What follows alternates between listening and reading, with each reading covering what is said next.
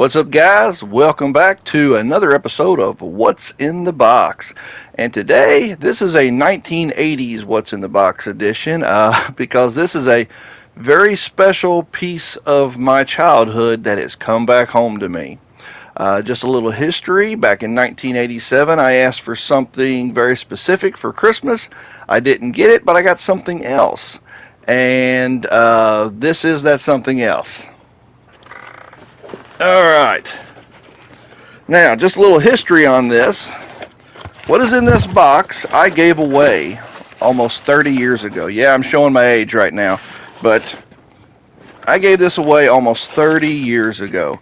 I was dating a girl at the time, and she had a little brother who's now no longer little. Obviously, he's in his 30s, and I gave him something I didn't have any use for anymore, or at least I thought I didn't. And so I reached out to him a while back and asked, hey, do you still have this? And if so, would you be willing to sell it back to me? And he said, nah, man, I'll just give it back to you. And so all the way out in Arkansas where he lives, he mailed this back to me. He found it and mailed it back to me. And so, Jason, thank you very much. I appreciate you doing this for me. And thanks for taking care of it for nearly 30 years. You didn't have to do that, but I appreciate you doing it. So without further ado, I know you guys are wondering, what is he talking about? And obviously, since I run a video game channel, you pretty much can guess it's video game related. So, alright guys. Okay, I'm going to have to just start pulling stuff out of the box. Alright. I don't want to knock stuff over here, so let me get everything adjusted. Alright.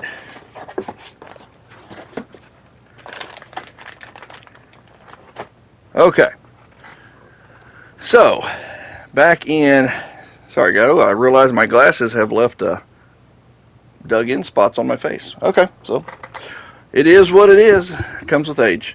Alright, so as I was saying, back in 1987, I was 8 years old and I wanted something very specific for Christmas that year. I wanted a Nintendo Entertainment System. And so I asked Santa Claus for a Nintendo Entertainment System, and come Christmas morning, that's not what I got. I got something else. Something that very few people had. I don't know if any of you can guess it. If you have guessed it before I tell you what it is, if you guessed it correctly, put it in the comments below and just say, this is my guess. So there you go. So you want to guess, pause the video right now and put it in comments below, and I'll give you an extra thumbs up. I can't give an extra thumbs up. I can give one thumbs up if you get it right. So anyway, so come Christmas morning, I go upstairs. We were at my grandmother's house, and I look, and sitting there is something I had never seen before. I didn't know what it was. I had no clue what it was. But I would find out later it was something pretty cool indeed. Something that actually at the time, at that very moment, I didn't care that it wasn't a Nintendo. I was very happy to have this. So, this is what I got. This right here, guys,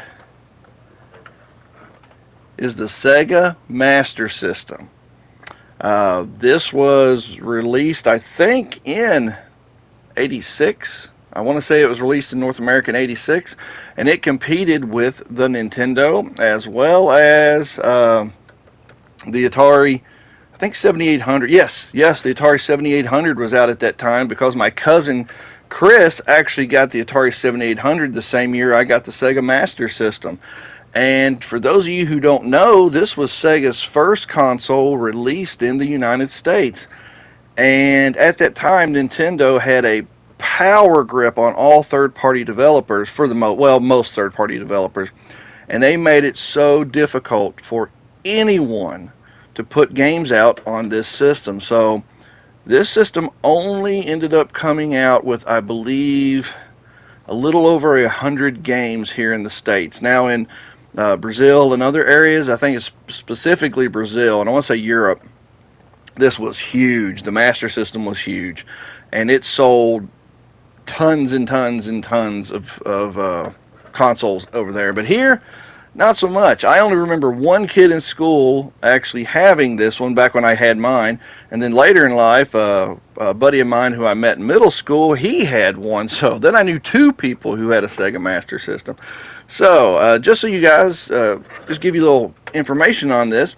This was a dual format system. You had the ability to play cartridges, and you had the ability to play cards, like card games, kind of like TurboGrafx 16 cards.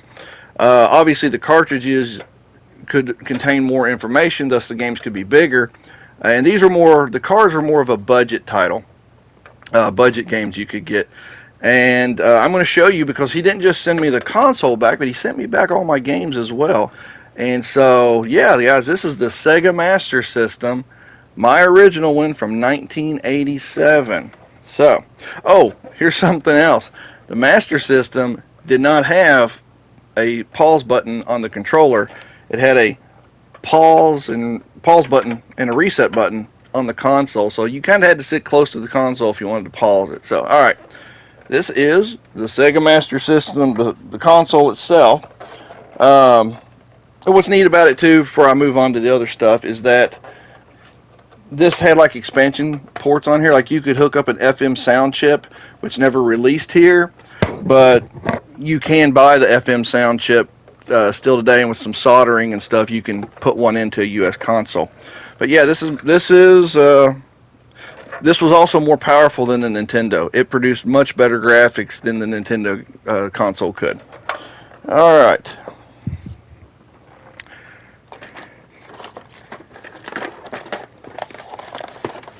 Something I won't be able to use again, but here's the Sega Light Phaser.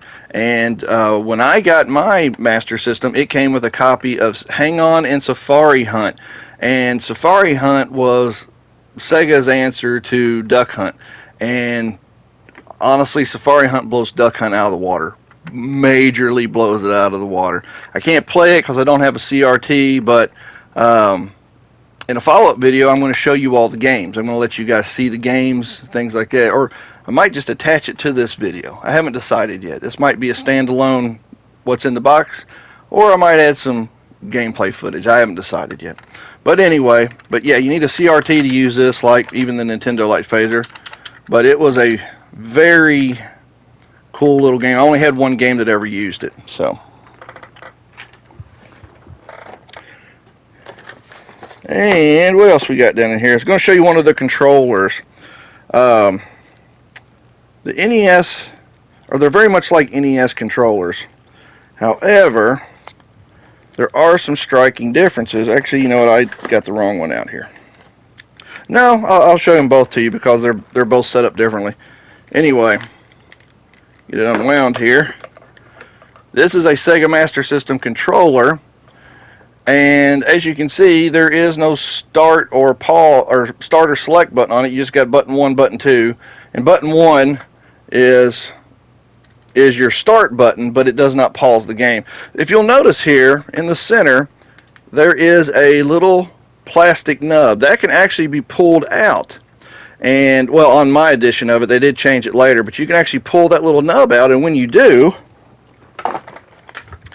you can insert, well, if I can show it to you here, there we go, a joystick. You can actually put a joystick, sorry, the camera's reversed, but you can do a little joystick here, and I never really liked the joystick. It kind of was weird to use on a D-pad. I never really felt like it helped me any, so I always just took it off and just played without it. But it has a pretty squishy D-pad. It's not a great D-pad. Alright, so, and the Master System could run off RF, or it could run off AV as well. So you had the option, but it only came with RF. But I have since I got this back, I have purchased an AV cable from Old School. So I'm going to be trying that out soon. Haven't fired it up yet. But alright guys, let's see here. Alright, here are the games that I had for it in the short amount of time I had it. Like I said, I got it in 87, and I probably got rid of it in 97. So I had it for 10 years, but I didn't play it all those 10 years because the truth is, once I got a Nintendo around 92, or 91, I think it was 91, this thing just kind of sat in the closet. It didn't really do much, so I got rid of it around 97. But I did have some fun games for it. First off, the Pac-In game. This was Hang On and Safari Hunt. One second here. Make sure I'm not messing with the cord. There we go. Hang On and Safari Hunt. Now, this had the arcade game Hang On, which actually it was a really, really good version of Hang On. I don't see, you see the graphics there. And then it had Safari Hunt, which was a light gun game, and it had like 3 different, if I remember right, you had a jungle scene, you had another scene where there was, I can't remember all, it's like, one was like by a pond or something, you shot fish and things like that. So it had like 3 different scenes for your light, and it was a really, really cool game. One of the major laughing points of the Master System was that their cases always looked like clip art. they always had this really hokey graph paper cover with like clip art on it, and the cartridges were the most bland looking cartridges you'll ever find because they all look like this. They were just brown labeled cartridges, not really nothing fancy here. So this was my first game, and that was the first game I had for a while. And then I got on the honor roll, and if you're not in, I don't know how it works in everybody else's countries, but here in the States, if you did really good with your grades, you would get on the honor roll at the end of the semester.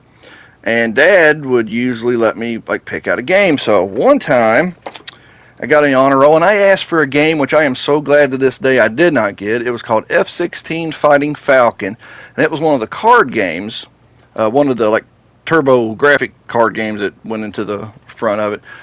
But I found out later it was a horrible game. But they couldn't find the game, and they came back with Choplifter. And this is another classic arcade game where you fly a helicopter. There we go. You fly a helicopter and you rescue POWs who are trapped. You blow open their bunkers and capture them, bring them back home. I could never beat the 3rd level. There's 3 levels to this. I could beat the first 2, never could beat the 3rd. So I'm going to try to do that now as an older individual. See if my skills are up to the task. Next up, I got a game that I hold a lot of satisfaction in because I beat it, and it was hard as could be to beat, and that is Ghostbusters. Once again, clip art with nothing but the Ghostbuster No Ghost logo on there. Excuse me. And any of you who have played the NES version of Ghostbusters, it had horrible graphics, it had horrible controls. And if you can see this here, if it's not too pixely, there we go. The graphics are just way, way better than anything that Nintendo offered. You can see like the Marshmallow Man there, and you can see the grid system. But this game, if you've never played it before, it was like a Ghostbuster simulator. You had to earn money, you had to go to buildings, bust ghosts, empty your traps out, go buy equipment, try to stop the Marshmallow Man from destroying buildings. Once you earned enough money, then you had to get past the Marshmallow Man, climb some stairs, get to the boss. And I'll never forget the day I beat this game. The feeling of satisfaction was immense because I had this game for years before I finally beat it, because I got it when I was probably like 8, and it was just too complicated for me. I never could figure it out. I never could understand what to do, and so I just put it away. And then one day got it back out again, and a buddy of mine sat there and he watched me play it, and I beat it. And it is one of the greatest video game accomplishments, right up there with beating Castlevania and Zelda. Those games, I hold it. In Batman, oh my gosh, Batman on NES is another one that I hold in high esteem for a great satisfaction in beating a tough game. So this goes right up there with those games because this was so tough. So Ghostbusters. Oh, let's see. Oh, yes. This is one that my dad and I played all the time. This is more his game. But he bought it for me for getting on Honor Roll again. And turned out to be a game that we loved playing. And that was Great Golf. Here we go. Great Golf, the Mega cartridge. It was just a really fun golf game. The only thing I remember having problems with is that if you didn't have the booklet, you wouldn't know you wouldn't know the distance that the clubs drove the golf balls. I can't speak. Sorry, you did not know the range on the clubs. So whenever we would play, I'd always have to keep the booklet out and read what the range was on those clubs, and so we knew which club to pick to play. But yeah, this was just an awesome game that my dad and I just loved playing, and it's where he taught me how to play golf, was on this game right here. Show you the graphics of it too. I've been doing that for all the other ones, so there you go. It had just, the Master System just had awesome graphics. It put out awesome graphics. And what was cool too is that they used to come with posters in them, and that was really cool. And this is one of the traditional posters that came with them back when I was playing. And this is Take Hold of the Sega Adventure. Let me get it so the light ain't reflect not too bad. And like you can see, you got Space Harrier creatures there, and Outrun, and why is my brain going blank on some of these? Oh, what is that little spaceship? I've done a Fantasy Zone. There's a little Fantasy Zone spaceship. Anyway, these posters used to come in, and as you can see back there on my door, I got one of these posters framed up there that came with the Outrun game, which was a game I purchased to play on my Retron 5 with an adapter, because I had the ability to play Master System games on my Retron 5. Next up, we had a game that I thought was going to be so cool. And once again, I was a young pup, and it was just, I could never figure out what to do. I could never figure out where to go. I could never figure out how to progress very far. And that is Lord of the Sword. And it says up here, Adventure Role Playing. Well, let me just tell you, the role playing in this is not, you don't level up like an RPG or anything like that. It's more of an action game. And you can get new equipment, things like that. Let's just see it there. You can get new equipment, you can get things like that, but that's and when I say equipment, I mean like there's maybe like 2 swords that you can pick up in the whole game, and like one of them is a piece of junk. Actually is worse than the original sword you got, something to that effect. But I just never could progress very far in this game. I could like beat the first boss, but I would get lost. And it came with a map in the instruction booklet, but the map itself was a drawing of, it was just like a topographical drawing. It didn't like really tell me which directions I needed to go to get to what towns or anything. But that was Lord of the Sword. It was still cool for what it was, and I played it a lot, but I just never could get very far in it. And then I would say the worst game that I have, and I still remember the day I got this. I was at KB Toy Store, and I asked Dad if I could get a new game, and he said sure.